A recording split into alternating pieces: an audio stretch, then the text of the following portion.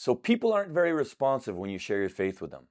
Join the club of hundreds of millions of Christians around the world. But we can't blame the people. We can take a look at ourselves. The reality is that things have changed. With all the TikTok theologians and everything else out there, people have more information than ever before. Too much information, really, and it gets confusing. So we have to learn to adapt and to grow. When I started to understand how to minister both in word and in my actions, like Jesus did, everything changed. I've seen around 2,000 people come to faith in just the last couple of years as God has worked miracle after miracle in people's lives. People want experiences with God.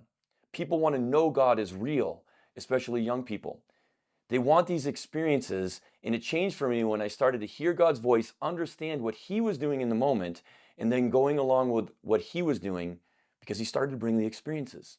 It was no longer just my words, but God showing Himself to people and to the non-Christians.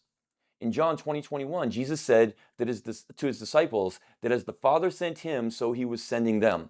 He sent them out to do all the stuff that He had done, not just teach, not just to tell people the good news, although those things are needed, and not just to meet at Starbucks, but also to demonstrate the power of the Spirit as they went, just as Jesus did Himself.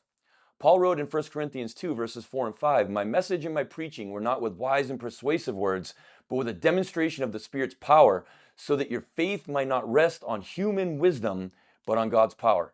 That it's not us that's leading people to faith, but it's actually Jesus through us. Jesus told His disciples in Matthew 10, verses 7 and 8, that as they went, they were to preach the good news of the kingdom of God, to heal the sick, cast out demons, cleanse the lepers, and raise the dead. The same goes for us now. So here's what to do. Grow in your relationship with God.